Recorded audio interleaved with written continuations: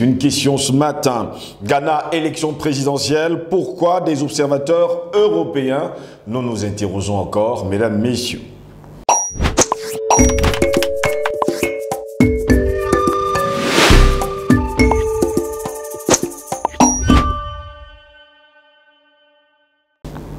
Madame, monsieur, bonjour, très heureux de vous retrouver sur Panafricaniste TV, votre chaîne de télévision qui vous apporte le meilleur de l'information. Bienvenue à toutes et à tous à cette édition de Parole panafricaniste. Plusieurs pays et organisations internationales s'apprêtent à déployer des observateurs en amont du scrutin présidentiel et législatif du 7 décembre prochain. Celui-ci risque de se dérouler dans un contexte très tendu, nous rappellent d'ailleurs certains de nos amis de ce côté-là. 7 observateurs électoraux de l'Union européenne ont été déployés au Ghana afin de suivre les élections. Ils seront rejoints par 24 autres observateurs de long terme dans le cadre de la mission d'observation électorale MDE. La véritable interrogation, c'est pourquoi? Cette mission sera la 3e dans l'histoire du pays après les élections de 2008 et de 2012. Les autorités ghanéennes comptent ainsi améliorer la transparence du processus électoral. En tout cas, les Africains s'interrogent sur cette question. A-t-on besoin des observateurs européens pour donner un blanc-seing, on va le dire comme ça, à une élection, ou alors l'approuver? Toutes les parties devront régler les différends électoraux par le dialogue et les recours juridiques disponibles, a souhaité d'ailleurs plusieurs des opposants de ce pays. Le haut représentant de l'Union pour les affaires étrangères et la politique de sécurité, lui, pense pour l'instant qu'il faut tout mettre en œuvre pour organiser une élection sûre et transparente. Les Ghanéens se rendront donc aux urnes le 7 décembre prochain. 6 candidats affronteront d'ailleurs le président sortant.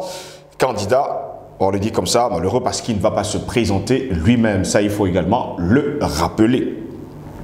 Eh bien, mesdames, messieurs, qui va remplacer Nana Akufo-Addo le 7 décembre prochain? Nous nous interrogeons encore sur ce sujet, mesdames, messieurs. Voilà pourquoi notre grande interrogation est Ghana, élection présidentielle. Pourquoi des observateurs européens? Telle est notre grande interrogation. Pour répondre à nos questions, nous sommes avec Patient Parfendome. Il est homme politique de l'UPC. Il est notre invité ce matin. Patient Parfendome, bonjour, bienvenue à vous. Bonjour Steve Joslingos, bonjour à nos fidèles téléspectateurs, téléauditeurs, internautes. Bonjour à nos techniciens. Merci pour l'excellent travail qu'ils font. Malgré les difficultés du moment, c'est ça aussi comment dire ça, l'arrimage, les problèmes d'arrimage et de décollage de la fusée peuvent évidemment, nos téléspectateurs et internautes le comprendront, avoir ces petits problèmes de réglage, mais on peut leur assurer que d'ici quelques jours, tout sera réglé au beau fixe. Merci beaucoup pour leur dévouement et leur abnégation pour faire toujours briller cette formidable initiative qu'est Panafricaniste TV. Très heureux de vous avoir, Patient Parfendome. On espère également que dans les jours à venir, tout va rentrer dans l'ordre avec un meilleur son. Vous êtes d'ailleurs très nombreux à nous demander pourquoi le son est un peu à gauche et à droite. Mais bon, dans les jours à venir, tout ira pour le mieux. On fait du mieux qu'on peut pour l'instant. Patient Parfendome, des observateurs européens au Ghana le 7 décembre prochain. Pourquoi faire? C'est tout simplement une mentalité de coloniser qu'on continue de perpétuer au niveau du continent africain. Je dis bien mentalité de coloniser qui se perpétue sur notre continent. Sinon, il n'y a aucune explication qui puisse justifier la présence de ces prétendus observateurs de l'Union européenne pour une élection banale, l'élection plus ancienne dans un pays africain dont eux-mêmes les Européens estiment qu'il est bien géré, qu'il est démocratique, qu'il respecte toutes les règles. On aurait pu comprendre, on aurait pu nous présenter des arguments en réalité qui ne sont que des arguments du type nous sommes dans un pays où des questions électorales ont toujours posé problème. Les proclamations de résultats ont toujours été sujets à beaucoup de contestations. C'est moins le cas au Ghana depuis que sous le magistère et de regretter Jerry John Rawlings, le Ghana est revenu au multipartisme et à la démocratie. Je crois qu'un pont d'honneur a été mis pour que, au niveau du Ghana, les choses se passent un peu plus correctement. À moins que cette fois-ci, justement, les Occidentaux, les impérialistes et leurs chiennes, leurs gardes-chiurnes par excellence, M. Nana Akufo-Addo, soient tentés de faire un véritable coup à la démocratie ghanéenne. C'est ça peut-être qui peut justifier qu'on ait besoin de ces certificateurs d'élections crédibles sur le continent africain, sans que la réciproque ne soit vraie. Je crois que vous venez de suivre que les élections viennent de se dérouler aux États-Unis. Et vous vous êtes souvenu qu'il y a eu des observateurs africains ou bien ghanéens aux États-Unis? Non. Il y a des élections qui se passent en France, en Allemagne, en Belgique, un peu partout. Et il n'y a pas d'observateurs africains de ces consultations électorales pour la plupart des cas, je le dis de manière quasi globale. D'où vient-il donc en plein XXIe siècle, alors qu'on estime que nous sommes dans des États libres, indépendants et souverains, mais que nous ayons toujours besoin, n'est-ce pas, de satisfaction de ces espèces de corbeaux pour pouvoir valider, n'est-ce pas, nos élections. Cela indique plutôt que justement la fin de gestion du mandat de M. Akufo-Addo est une fin catastrophique, une fin avec un mandat à problème contesté largement par le peuple ghanéen, une fois de plus. Peut-être c'est une entourloupe, peut-être c'est un coup contre la volonté légitime du peuple ghanéen de manière souveraine de se choisir ses dirigeants pour la mandature qui arrive. Et pour cela, une fois de plus, on va nous pomper des espèces de Wanju Choi qui est venu expliquer à Mondo Vision que le rôle de l'ONU, c'était de certifier les élections d'un pays indépendant, parlant de la Côte d'Ivoire. Grosse escroquerie, mais pas assez relevée par l'ONU, qui, une fois de plus, a montré son caractère vraiment de bandit, de salaud, d'espèce de banditisme politique, tout simplement, parce que ailleurs, ça ne se passe pas comme ça. En Afrique, on a toujours besoin, que nous avons besoin d'un tuteur pour valider. Une élection présidentielle. Et pendant ce temps, c'est comme Bastien Bafedom que Nana Akufo-Addo ne sera pas candidat à l'élection présidentielle, mais il a son dauphin, parce que le parti au pouvoir a désigné un colistier pour accompagner le vice-président et candidat du parti, le docteur Mahamadou Bawumia. Peut-on dire aujourd'hui que voilà pourquoi Nana Akufo-Addo monte et descend actuellement en Europe, et d'ailleurs, il a un rendez-vous avec Emmanuel Macron le 14 prochain. Mais vous vous souvenez, il y a des faits sur le continent africain qui se ressemblent. Vous vous souvenez ce qui s'est passé au Niger, c'est-à-dire M. Issoufou nous dit qu'il ne sera plus candidat et il propulse son dauphin, M. Bazoum. Sauf que là encore, une fois de plus, il nous souvient qu'entre le premier et le second tour, que fait M. Issoufou? Il embarque M. Bazoum dans son avion et l'amène à l'Élysée alors que nous sommes en pleine campagne pour le second tour. C'était pour faire quoi? C'était tout simplement pour que celui-ci soit adoubé par Paris et qu'un certain nombre de directives lui soient assignées pour que justement, n'est-ce pas, le business de l'uranium continue sans anicroche. Malheureusement, on voit là où ça a conduit l'entêtement et de la France et de M. Issoufou et surtout de tonton Bazoum qui est là où il est aujourd'hui. Donc c'est pour dire à M. Nana Akufo-Addo que cette espérance-là est derrière les Ghanéens. Et ce n'est pas loin du Ghana.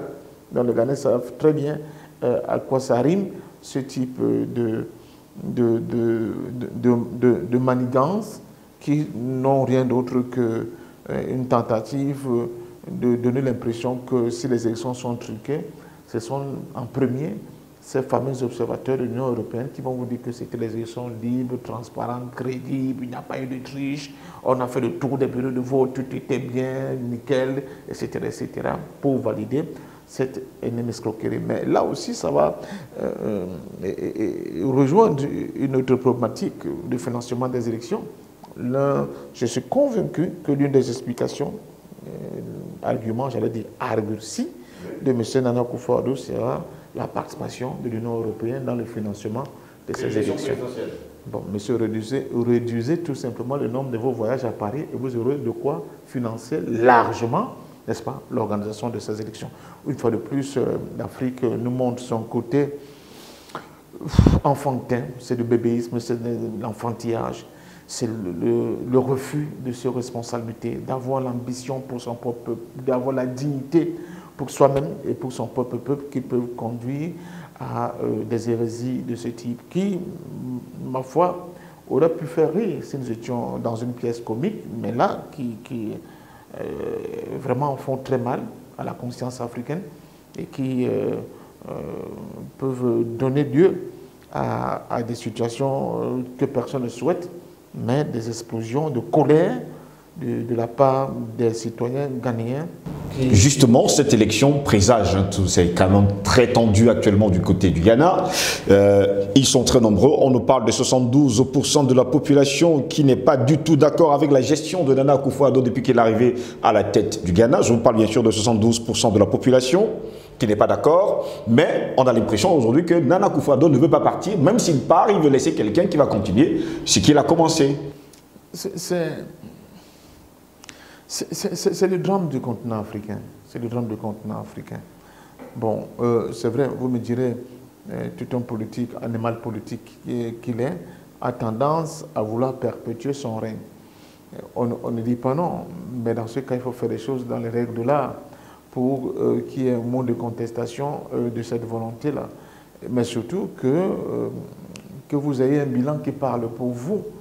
Mais vous n'avez ni de bilan qui parle pour vous, vous n'avez ni un projet politique qui reçoit l'assentiment de votre peuple, mais vous voulez quand même forcer ce peuple à suivre un chemin, comme on le voit aujourd'hui dans les prétendues démocraties occidentales, tout est faussé. Le bilan économique, il est nul. Souvent, la gauche et la droite, c'est la même chose. Et finalement, la politique se fait par le sommet. Et le bas peuple, le peuple, lui, qui subit ces décisions qui sont prises par ces élites dévergondées, mais il ne se retrouve plus. Et souvent, c'est par des explosions de colère qu'ils manifestent leur mécontentement vis-à-vis de cette caste-là. Bon, donc je crois que M. Nana Akufo-Addo n'a tout simplement pas compris, comme beaucoup d'ailleurs, il n'est pas le seul, fort heureusement, que le monde a changé, qu'il y a des mutations qui s'opèrent dans le monde, qu'il y a des dynamiques qui ont transformé totalement le corps social africain et qu'aujourd'hui, les Africains d'aujourd'hui réclament plus. Ils sont demandeurs de meilleurs cadres, de meilleures réalités. Et ils ne peuvent pas se contenter de ce que vous pouvez leur proposer comme solution, surtout quand ces solutions sont des solutions que vous allez chercher ailleurs dans des espaces qui, justement, maintiennent des politiques pour continuer à entretenir et formater une misère irresponsable et inacceptable pour les jeunesses d'aujourd'hui. C'est vraiment irrespirable ce type de projet et les jeunes d'aujourd'hui ne peuvent pas le valider. Vous parlez justement de jeunesse, Patient Parfum d'homme, vous qui connaissez d'ailleurs très bien la jeunesse, vous qui êtes un homme politique depuis très longtemps. On se rappelle quand même que le 3 octobre de l'année dernière, ils étaient quand même des centaines de milliers de jeunes qui étaient descendus dans la rue pour demander la démission du gouverneur de la Banque du Ghana. Vous vous rappelez d'ailleurs de cette histoire, tous étaient habillés en rouge. En juillet dernier, il y a encore quelques mois, la Haute Cour du Ghana avait empêché les groupes de la société civile, surtout des jeunes, d'organiser des manifestations dans la capitale Accra, pour contester, on va le dire comment, protester contre le coût élevé de la vie depuis que Nana Akufo-Addo est là. C'est pour ça que je dis, je crois qu'ils ont différé le moment de clash final, le combat final, Final Combat, vous vous souvenez du titre du film. Bon, pourquoi? Ils se sont dit, ok, il n'y a pas de problème. Les élections arrivent. Et là, on verra comment vous allez nous empêcher d'exploser notre colère. Donc, ce n'est pas du tout bon en termes de signaux pour le futur du Ghana, et avec ce que fait M. Nana Akufo-Addo, surtout que le Ghana a connu mieux. Le Ghana a quand même connu les mandats de Jerry Rawlings. Ils ont connu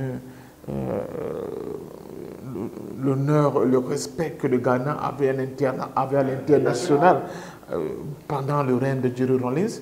Tombé si bas, je crois que... Avant l'arrivée de Nana Akufo-Addo à la tête du Ghana, le cedi ghanéen était la monnaie la mieux gérée au monde. Oui, la mieux gérée au monde, mais avec Nana Akufo-Addo et un peu légèrement avant, on a commencé à avoir, je ne sais pas si cette information est quand même vérifiée, j'aime dire des choses quand j'en ai la certitude totale, mais il y a quand même, ça se susurrait, que même une partie de ce fameux cedi est plutôt battue à Londres. Vous ne pouvez pas comprendre que la planche à billets qui fabrique ce CD-là, il est plutôt du côté de Londres. C'est un scandale si cela s'avérait être vrai. Mais quant à la gestion de CD lui-même, on a l'impression qu'on n'avait pas affaire au même fonctionnaire qui avait placé le CD parmi les monnaies les mieux gérées au monde. À un moment donné, parmi les monnaies les mieux gérées au monde. Et ça faisait vraiment pâlir d'envie tous les autres peuples et jeunes africains en disant voilà enfin un exemple. Et puis patatras, on ne sait pas ce qui est arrivé, c'est devenu une monnaie banale, une monnaie sans issue. Il y a peut-être un lien de causalité avec l'ambition du Ghana de s'affranchir de la tutelle occidentale. Je vous dis, chaque fois que vous tentez de vous affranchir de la tutelle occidentale, surtout si vous avez une monnaie qui est arrimée, n'est-ce pas, au système financier de l'Occident, vous pouvez vous attendre à des formes de représailles. Ceci peut expliquer cela, mais de toute façon, on n'a pas vu à la tête du Ghana de véritables patriotes capables de prendre des mesures pour endiguer cette descente aux enfers. Parlant de descente aux enfers, c'est très tendu actuellement du côté du Ghana. Peut-on avoir réellement une élection paisible le 7 décembre prochain? Commençons d'abord par dire que notre vœu, notre souhait, c'est que nous puissions avoir des élections crédibles. Vous savez, la question des crises électorales en Afrique, pour la plupart des cas, ça se solde souvent par des milliers de morts. Nous n'avons pas besoin d'avoir ce type de spectacle, une fois de plus, au Ghana. Mais malheureusement, nous avons souvent des individus qui ne pensent qu'à eux-mêmes, qui refusent de voir la réalité, qui jouent à l'autruche à tout bout de champ et qui sont dans des systèmes de cécité à la fois intellectuels et politiques qui conduisent fondamentalement, forcément, le pays au bord de l'abîme. Si c'est ce que M. Nana Akufo-Addo a pour projet pour son propre pays, nonobstant des expériences autour, pas loin du Ghana, on peut parler de la Côte d'Ivoire, de ce qu'une crise post-électorale peut produire comme dégâts. Alors là, on nous dit, une fois de plus, au-delà du fait qu'il sera dans les poubelles de l'histoire, il sera quand même marqué comme l'un des dirigeants politiques qui a, pour des ambitions personnelles, pour une incohérence, une société cognitive sur le plan politique, accepté que son pays soit un lieu d'expérimentation de ce chaos-là. Donc, une fois de plus, nous ne le souhaitons pas. Nous souhaitons vraiment que certains autour de M. Nana Akufo-Addo seront raison gardés et accepteront le verdict des urnes sans avoir une quelconque intention de tripatouiller ce qui va se passer dans l'urne pour qu'une fois de plus, la démocratie ghanéenne puisse triompher. La présence, on va le dire comme ça, des observateurs européens va-t-elle changer quelque chose dans cette élection présidentielle? Je crois que cette présence doit être contestée par les différents acteurs politiques ghanéens. Elle doit être contestée violemment, parce qu'au-delà de son caractère symbolique, qu'est-ce qu'elles offrent au monde comme lecture? C'est que ces gens-là ont encore besoin d'être tenus par la main. Ces gens-là ne sont pas assez matures pour pouvoir eux-mêmes, n'est-ce pas, j'allais dire, construire leur cadre politique sans qu'ils aient besoin d'une quelconque validation de ce cadre politique par l'extérieur. Et c'est ça qui fait mal, parce que je vous dis, il y a beaucoup d'élections qui se passent dans le monde. On ne voit pas la même réaction des autres peuples vis-à-vis, n'est-ce pas, de cette question-là, en ce qui concerne cette question. Il y a beaucoup d'élections qui se passent à travers le monde. Vous n'entendez jamais qu'une élection s'est passée en Malaisie et que les Malais aient demandé quand même la présence des observateurs de l'Union européenne. Vous ne verrez jamais des trucs pareils.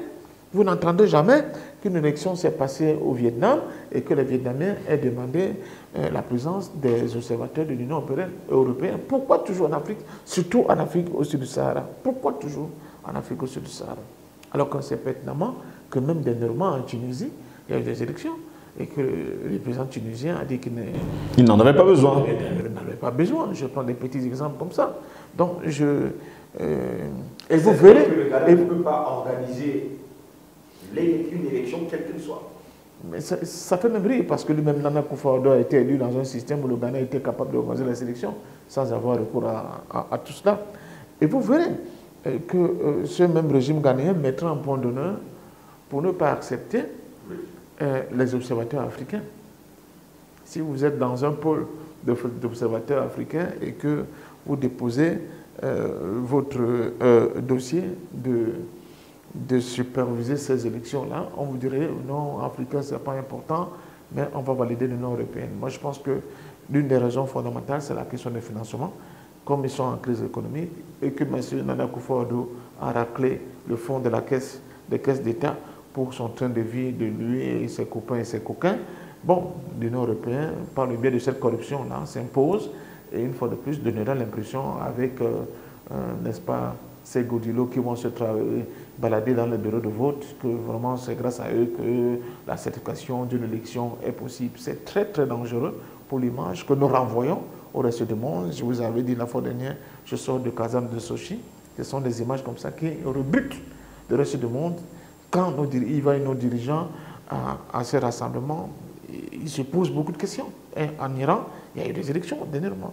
Après la mort de leur président, je crois Mohamed Raïssi, et qui a vu le président Massoud Pezeshkian, n'est-ce pas, remplacer ce dernier après cette mort tragique dans cet assassinat, parce que de plus en plus maintenant c'est connu, un jour on a fait le débat, mais vous n'avez jamais entendu qu'au niveau de l'Iran, on se pose la question s'il faut la présence des observateurs de l'Union européenne. C'est même quoi ça fait d'observateurs de l'Union européenne? Qu'est-ce que ça signifie même? Donc, bon, aux Africains d'arrêter, n'est-ce pas, de nous jeter l'opprobre et l'humiliation sur nos têtes comme ça, quand ils ont été incapables de gérer convenablement le pays, malgré le mandat qui leur a été octroyé. Merci à vous, patient parfait, d'avoir été les nôtres. C'est moi qui vous dis merci et beaucoup de courage au peuple ghanéen. C'est le grand Kwame Nkrumah, le président du Grand Ghana. Vous voyez, quand on a eu des leaders comme Kwame Nkrumah, John Rawlings et qu'on a Nana Akufo-Addo, c'est la comparaison entre l'épervier et les battements d'ailes de l'épervier, les battements d'ailes de la poule dans la basse-cour. Je dis donc que c'est le grand John Rawlings qui disait « Where there is a way,